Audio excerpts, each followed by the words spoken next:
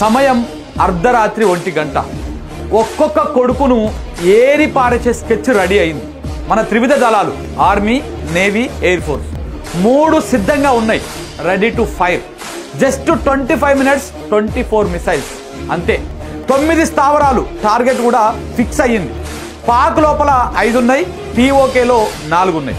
కరెక్ట్గా టైము 1 గంట 5 నిమిషాలు అవుతుంది. ఆపరేషన్ కూడా స్టార్ట్ అయింది. 24 మిసైల్స్ ఒకేసారి దూసుకెళ్ళినాయి. ఆదమర్చి నిద్రపోతున్న పాక్ ఉగ్రవాదులను నిద్రలోనే అంతమొందించేసినాయి. ఇండియన్ ఆర్మీ దెబ్బ ఏంటో చూపించినాయి.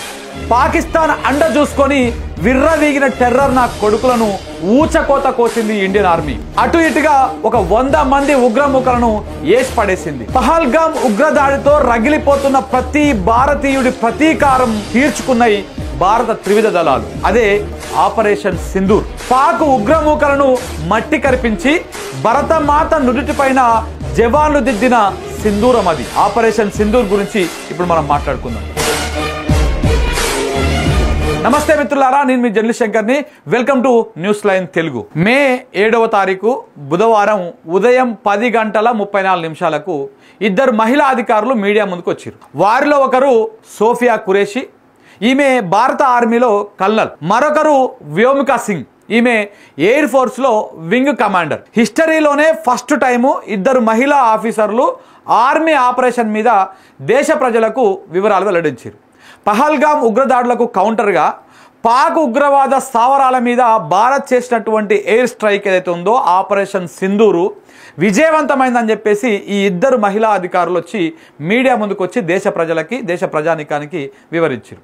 ఈ ఆపరేషన్ సింధూర్లో ఈ 2 మహిళా అధికారులు కూడా చాలా కీలకమైనటువంటి పాత్ర పోషించారని కూడా చెప్తున్నారు. ఇక్కడ మనం ఆపరేషన్ సింధూర్ గురించి కూడా మనం మాట్లాడుకోవాలి ఒకసారి. అసలు సింధూర్ అంటే ఏంటిది, ఈ ఆపరేషన్కు సింధూర్ అని పేరెందుకు పెట్టిరో కూడా మనం ఒకసారి మాట్లాడుకోవాలి. సింధూర్ అంటే తిలకం, అంటే మనం సింపుల్గా చెప్పాలంటే బొట్టు. సో ప్రధానంగా మన హిందూ సాంప్రదాయంలో మహిళలకు ఈ సింధూరం చాలా ప్రత్యేకం అన్నమాట. ముత్తైదుతనానికి భర్త రూపంగా భావించి నుదుటి మీద ఈ సింధూరాన్ని పెట్టుకుంటారు. అయితే పోయిన నెల ఏప్రిల్ 22వ తారీఖున కాశ్మీర్లోని పహల్గామ్లో పర్యాటకుల మీద ఉగ్రవాదులు దాడులు చేసి కాల్చి చంపేశారు. అయితే ఈ కాల్పుల్లో కేవలం మగవారిని మాత్రమే టార్గెట్ చేసుకున్నారు ఉగ్రవాదులు. అది కూడా హిందూ మగవారిని మాత్రమే టార్గెట్ చేసుకొని కాల్చి చంపేశారు. వాళ్ళు హిందువులా కాదా అని చెప్పేసి వాళ్ళ ప్యాంట్లు ఇప్పి చూసి కన్ఫర్మ్ చేసుకొని మరి దారుణంగా వాళ్ళని కాల్చి చంపేశారు. ఈ దాడుల్లో వినయ్ అనేటువంటి ఒక నేవీ అధికారి కూడా చనిపోయింది. వినయ్ డెడ్ బాడీ దగ్గర అతని భార్య హిమాన్షి ఏడుస్తున్నటువంటి ఫోటో ఒకటి దేశం మొత్తాన్ని కదిలించింది. ఆ ఫోటో బాగా వైరల్ అయింది. వాళ్లకు వారం 10 రోజులకు ముందే మ్యారేజ్ అయిందంట. హనీమూన్ కోసము వీళ్ళు కాశ్మీర్ పర్యటనకు పోయారు. అంటే ఇక్కడ హిందువులను మాత్రమే టార్గెట్ చేసుకొని చంపి వారి భార్యల నుదుటి మీద ఉన్నటువంటి తిలకాన్ని తూడ్చేసారు కాబట్టి వాళ్ళ ప్రతీకారానికి గుర్తుగా ఈ ఆపరేషన్కు సింధూర్ అని చెప్పేసి పేరు పెట్టినట్టు ఆర్మీ వర్గాలు చెప్తా ఉన్నాయి. సరే, ఇదంతా ఇట్లా ఉంచితే అసలు బుధవారం నాడు సాయంత్రం 4-5 గంటల ప్రాంతంలో అన్ని రాష్ట్రాలలో మాక్ డ్రిల్ నిర్వహించాలని చెప్పేసి ఆదేశాలు జారీ చేసింది కేంద్ర ప్రభుత్వం. ఇక్కడ ఆదేశాలు జారీ చేసింది. అక్కడ మంగళవారం నాడు అర్ధమరాత్రి పాకిస్తాన్ ఉగ్రవాద స్థావరాల మీద మెరుపు దాడి చేసింది. అసలు ఈ మెరుపు దాడి చేయడానికి కారణం ఏంటి, అసలు ఆపరేషన్ ఎలా జరిగిందో ఇప్పుడు చూద్దాం ఒకసారి. మే 7వ తారీఖు 2025 అంటే ఇవాళ తెల్లవారుజామున 1 గంట 5 నిమిషాలకు పాకిస్తాను దాంతోపాటు POKలోని ముఖ్యమైనటువంటి ఉగ్రవాద స్థావరాలైనటువంటి జైషే మహమ్మద్, లష్కరే తోయిబా, దాంతోపాటు హిజ్బుల్ ముజాహిద్దీన్లకు సంబంధించినటువంటి మొత్తము 9 ఉగ్రవాద స్థావరాల మీద మన భారత సైన్యము ఒకేసారి విరుచుకుపడింది. ఇందులో పాకిస్తాన్ భూభాగంలో ఉన్నది బహల్పూరు, ముదిర్కే, సియాల్కోటు, ఫైసలాబాద్. వీటితో పాటు పాకిస్తాన్ ఆక్రమిత కాశ్మీర్ ఉంది కదా POK, దాంట్లో ముషరఫాబాదు, కోట్లీ, అహ్మద్పూరు, షర్కియా వంటి ఉగ్రవాద స్థావరాలైనటువంటి ఈ ఉగ్రవాద స్థావరాల మీద భారత ఆర్మీ తమ సత్తా ఏంటో చూపించింది. భారత సైన్యము, నౌకాదళాలు, వాయుసేనలు కలిసి ఈ ఆపరేషన్ను నిర్వహించినాయి. ఇక్కడ మనం గమనించాల్సినటువంటి విషయం ఇంకోటి ఏంటంటే 1971 తర్వాత 1971లో ఇండియా పాకిస్తాన్కు మధ్య యుద్ధం వచ్చింది. ఆ యుద్ధం తర్వాత 3 విభాగాల దళాలు కలిసి ఒకేసారి ఒక ఆపరేషన్ చేయడం ఇదే మొదటిసారి. ఇక ఈ ఆపరేషన్ లో వాడినటువంటి ఆయుధాల గురించి మనం మాట్లాడుకుంటే బహవల్పూర్ కేంద్రంగా నడుస్తున్నటువంటి జైషే మహమ్మద్, ముదిర్కే కేంద్రంగా నడుస్తున్నటువంటి లష్కరే తోయిబా స్థావరాల మీద ఈ దాడులలో భారత్ చాలా బలమైనటువంటి బాంబులను ప్రయోగించింది. అందులో బంకర్లను విధ్వంసం చేసేటి ఉన్నాయి, గాలిలో ప్రయోగించేటువంటి పిఎస్సిఎల్పి మిసైల్ కూడా ఉన్నది. అదేవిధంగా స్టాండ్ ఆఫ్ స్మార్ట్ బాంబు ఒకటి ఉన్నది, లోటరింగ్ మందుగుండు సామాగ్రి ఒకటి ఉన్నది, డ్రోన్ బోర్ను క్షిపణులు కూడా ఈ ఆపరేషన్లో వాడిరు. మొత్తము 24 మిసైల్స్ని ఈ ఆపరేషన్కి వాడిరు. మొత్తము ఈ ఆపరేషన్లో 100 మంది ఉగ్రవాదులను మట్టి కర్పించినాయి మన భారత త్రివిధ దళాలు. ప్రధానంగా ఉగ్రవాద స్థావరాలైనటువంటి జైషే మహమ్మద్ బహవల్పూర్లోని ప్రధాన కార్యాలయం ఏదైతే ఉందో ఆ కార్యాలయం మొత్తాన్ని నిలమట్టం చేసేసి మురిద్కేలో ఉన్నటువంటి లష్కరే తోయిబా స్థావరాన్ని కూడా నామరూపాలు లేకుండా చేసింది మన భారత ఆర్మీ. అయితే ఇక్కడే అసలైన చర్చ మొత్తం మొదలైంది. ఇదంతా ఏప్రిల్ 22న ఉగ్రవాదులు చేసినటువంటి దాడికి భారత సైన్యం చేసినటువంటి ప్రతీకార దాడిగానే చూడాలనా, లేకపోతే గతంలో మాదిరిగానే దీని వెనకాల కూడా రాజకీయ లబ్ధి, రాజకీయ ఉనికి అనేటువంటి ఏమైనా కోణాలు ఉన్నాయా అన్నటువంటి చర్చ కూడా మొదలైంది. నిజంగా ఇలాంటి సమయంలో కుల మతాలకు అతీతంగా, పార్టీలకు అతీతంగా దేశానికి కానీ దేశ సైనిక దళాలకు కానీ అండగా ఉండాల్సినటువంటి అవసరము ఆ సమయం కూడా ఇది. కానీ ప్రతిదీ రాజకీయం అయ్యేటువంటి మన దేశంలో ఈ దాడులు, ఇది ప్రతీకార దాడులు కూడా ఒక రాజకీయ అంశంగా మారాయా అనేది కూడా ఇప్పుడు చర్చ నడుస్తూ ఉన్నది. ఒకసారి మనం గతంలోకి వెళ్తే సత్యపాల్ మాలిక్ గుర్తుకున్నాడా మీకు? 2019 ఫిబ్రవరి 14న జరిగినటువంటి పుల్వామా అటాక్ ఉంది కదా, ఆ అటాక్ అయినటువంటి సమయంలో ఈ సత్యపాల్ మాలిక్ అన్నట్టు ఆయన జమ్మూ కాశ్మీర్కి గవర్నర్గా ఉన్నాడు. అప్పుడు ఎంతమందికి తెలుసో ఎంతమందికి తెలియదో మనకు తెలియదు, కానీ ఆ దాడి జరిగిన తర్వాత చాలా సంవత్సరాల తర్వాత 2019లో ఆ దాడి జరిగితే 2023లో ది వైర్ అనేటువంటి ఒక ఛానల్లో సీనియర్ జర్నలిస్టు కరణ్ థాపర్కి ఒక ఇంటర్వ్యూ ఇచ్చిండు ఈయన, సత్యపాల్ అంటే ఆయన. సో ఆ ఇంటర్వ్యూ తోటి దేశం అందరికీ తెలిసిపోయింది, ఈయన గురించి ప్రజలు కూడా తెలుసుకున్నారు. అప్పుడు ఆయన ఏం మాట్లాడిండంటే, ఈ పుల్వామా దాడి ఏదైతే జరిగిందో ఈ దాడి జరగడానికి భారత ప్రభుత్వంలో ఉన్నటువంటి భద్రతా వ్యవస్థలే, ఆ వ్యవస్థలో ఉన్నటువంటి అసమర్థత, నిర్లక్ష్యం కారణంగానే ఈ పుల్వామా అటాక్ జరిగిందని చెప్పేసి ఆయన సంచలనమైనటువంటి ఆరోపణలు చేసిండు. ఈ దాడిపైన నాకు మొదటి నుంచి అనుమానాలే ఉన్నాయని కూడా ఆయన ఆరోపణలు చేసిండు. దానికి కొన్ని ఎగ్జాంపుల్స్ కూడా చెప్పిండు. పుల్వామా దాడికి ముందు 2500 మంది జవాన్లను తరలించడానికి, అంటే ఒక చోటు నుంచి ఒక చోటుకు తీసుకుపోవడానికి మాకు 5 విమానాలు కావాలని చెప్పేసి సిఆర్పిఎఫ్ కోరిందట. అయితే అదే సమయంలో ఈ ఏదైతే సిఆర్పిఎఫ్ కోరిందో ఆ కోరినటువంటి దాన్ని కేంద్ర హోంశాఖ సున్నితంగా తిరస్కరించిందంట. దాంతో ఆ జవాన్లు, విమానంలో రావాల్సినటువంటి జవాన్లు రోడ్డు మార్గంలో ప్రయాణం చేయాల్సి వచ్చింది. ఇది ఉగ్రవాదులకు అనుకూలంగా మారిందని, అలా మారే ఆ పుల్వామా అటాక్కు దారి తీసిందని చెప్పేసి ఆ ఇంటర్వ్యూలో ఈ సత్యపాల్ మాలిక్ అనేటువంటి మాజీ గవర్నరు ఒక సంచలనమైనటువంటి ఆరోపణలు చేసింది. అట్లనే ఆ దాడిలో ఉపయోగించినటువంటి 300 కిలోల ఆర్డిఎక్స్ పేలుడు పదార్థాలు కూడా పాకిస్తాన్ నుంచి వచ్చాయని చెప్పేసి, ఆ పేలుడు పదార్థాలు తెచ్చినటువంటి వాహనం ఏదైతుందో వెహికల్ 10 నుంచి 15 రోజుల పాటు ఏదైతే పుల్వామాలో అటాక్ జరిగిందో ఆ ప్రాంతంలోనే, కాశ్మీర్లోనే ఒక 10-15 రోజుల పాటు తిరుగుతూ ఉన్నా కానీ అప్పటికి ఏ అధికారి కానీ లేకపోతే ఏ ఇంటెలిజెన్స్ వ్యవస్థ కానీ దాన్ని గుర్తించలేదంట. ఇది కంప్లీట్గా ఇంటెలిజెన్స్ ఫెయిల్యూర్ వలనే ఇలా జరిగిందని చెప్పేసి ఆయన చాలా బలంగా ఆరోపణలు చేసిండు. అంతేకాదు, ఈ దాడి జరిగిన రోజు సాయంత్రము ఆయన ప్రధానమంత్రి నరేంద్ర మోడీకి అప్పుడు ఫోన్ చేసి మాట్లాడినంట. ఈ దాడి భారత ప్రభుత్వం యొక్క లోపాల వలన జరిగింది అని చెప్పేసి మోడీకి ఇతను ఎక్స్ప్లెయిన్ చేసిండంట.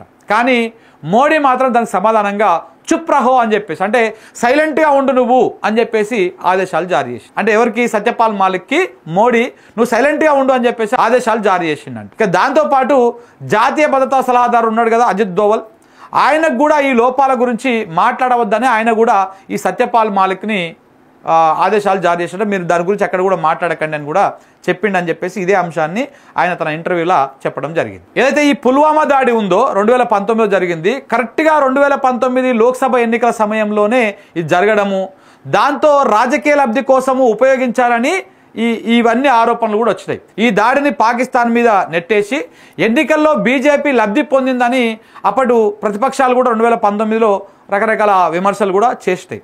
అయితే సత్యపాల్ దీని మీద ఒక అడుగు ముందుకేసి 2019 ఎన్నికలు మా సైనికుల శవాల మీద నడిచినాయి అని చెప్పేసి ఆయన ఆ ఇంటర్వ్యూలో చాలా సంచలనమైనటువంటి వ్యాఖ్యలు చేసి, దీనిపైన ఎటువంటి విచారణ కూడా జరగలేదు. దేని మీద?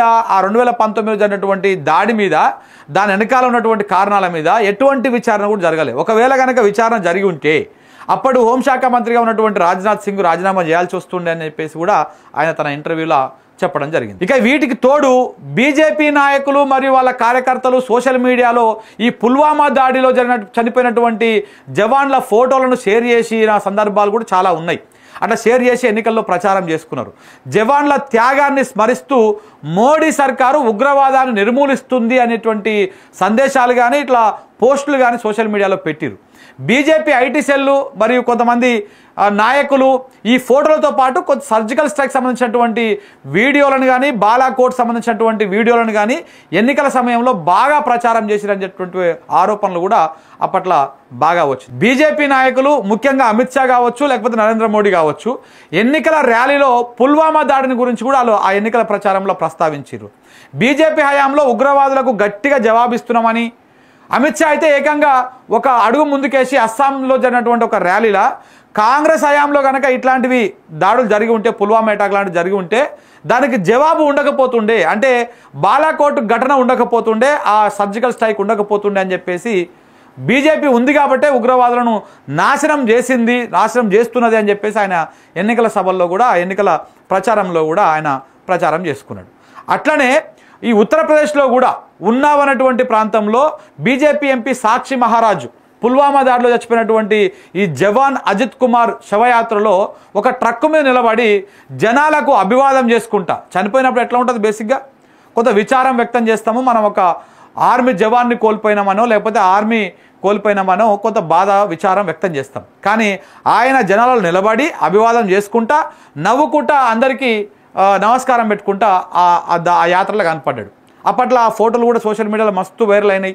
దీని మీద ప్రతిపక్షాలు కూడా తీవ్ర స్థాయిలో విమర్శలు చేస్తున్నాయి. ఇవేం శవ రాజకీయాలు, ఇవేమి పనికిమాల రాజకీయాలు అని చెప్పేసి ఆరోపణలు చేసిర్రు.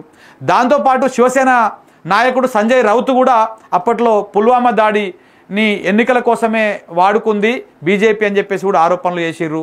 బీజేపీ ప్రభుత్వం మీద దేశద్రోహం కేసు నమోదు చేయాలని కూడా ఆయన డిమాండ్ చేసిండు. ఇవే కాకుండా పుల్వామా అటాకు బాలాకోట్ ఏదైతే సర్జికల్ స్ట్రైక్ కారణంగానే బీజేపీకి 2019 ఎన్నికల్లో బంపర్ మెజారిటీ తోటి గెలిచిందని కూడా కొంతమంది రాజకీయ విశ్లేషకులు చెప్తుంటారు. సేమ్ ఇప్పుడు ఇవన్నీ ఎందుకు మనం ఇప్పుడు గుర్తు చేసుకుంటున్నాం అంటే అప్పుడు ఎలాగైతే 2019లో ఫిబ్రవరి 14 తారీఖు నాడు పుల్వామా అటాక్ జరగడము, దాని తర్వాత దానికి ప్రతీకార దాడి కింద బాలాకోట్ సర్జికల్ స్ట్రైక్ చేయడము, ఇవన్నీ జరిగి ఏ రకంగా అయితే 2019 ఎన్నికల్లో లాభం పొందిందో సేమ్ ఇప్పుడు అట్లనే పహల్గామ్ దాడి ఆపరేషన్ సింధూర్ను కూడా రేపు అంటే ఇదే సంవత్సరంలో జరగబోయేటువంటి బీహార్ ఎన్నికల్లో లబ్ధి కోసమే ఇప్పుడు ఇదంతా నడుస్తూ ఉంది అని చెప్పేసి కూడా ప్రతిపక్షాలు ఆరోపిస్తున్నాయి. అంటే పహల్గామ్ దాడి గురించి మోడీకి ముందే తెలుసు అని కూడా ఈ మధ్యలోనే ఏఐసీసీ అధ్యక్షుడు మల్లికార్జున ఖర్గే కూడా కొన్ని సంచలనమైనటువంటి ఆరోపణలు చేసిండు. బీహార్ ఎన్నికల్లో లబ్ధి పొందడానికే అటాక్ గురించి ఇంటెలిజెన్స్ ముందుగానే రిపోర్ట్ ఇచ్చినా ముందస్తు జాగ్రత్తలు తీసుకోకుండా ఇట్లా చేస్తున్నారని చెప్పేసి కాంగ్రెస్ వాళ్ళు ఇప్పటికే ఆరోపణలు కూడా చేస్తూనే ఉన్నారు. అప్పుడు 2019లోనేమో సాధారణ ఎన్నికల కోసము ఎన్నికలకు కరెక్ట్గా 2 నెలల ముందే పుల్వామా అటాక్ దాడులు జరగడము, ఇప్పుడు అట్లనే ఈ బీహార్ ఎన్నికల ముందు కరెక్ట్గా ఇదే సంవత్సరంలో బీహార్ ఎన్నికలు ఉన్నాయి, ఇప్పుడు పహల్గాము దాడులు జరగడము, ఇదే సంవత్సరంలో ఇక్కడ ఎన్నికలు ఉండడము, ఇవన్నీ కూడా రకరకాల అనుమానాలకు దారితీస్తూ ఉంది. అయితే ఇక్కడ ఇంట్రెస్టింగ్ ముచ్చట ఏంటంటే 2025 ఏప్రిల్ 22న జమ్మూ కాశ్మీర్లోని పహల్గామ్లో జరిగినటువంటి ఈ ఉగ్రదాడి అయితే ఉందో ఆ దాడిలో 26 మంది చచ్చిపోయారు. ఆ చనిపోయినటువంటి సమయంలో ఆ రోజు మన ప్రధానమంత్రి మోడీ గారు సౌదీ పర్యటనలో ఉన్నారు. ఆ పర్యటన ముగించుకొని ఆయన భారత్ కూడా వచ్చిండు. ఇండియా వచ్చినటువంటి మోడీ మరి ఉగ్రదాడులు చనిపోయినటువంటి వాళ్ళ ఫ్యామిలీల దగ్గరికి పోయి కొంత పరామర్శించి ఆ కుటుంబాలకు అండగా ఉండాల్సినటువంటి ప్రధానమంత్రి గారు నేరుగా బీహార్ ఎన్నికల ర్యాలీకి పోయిండు. అక్కడికి ఎందుకు హాజరైండు, ఆ ర్యాలీకి ఎందుకు పోయిండు? అక్కడ ర్యాలీకి పోయి పహల్గామ్ ఉగ్రదాడిని ఆ ర్యాలీలో ఆ ఎన్నికల ప్రచారంలో గుర్తు చేసిండు.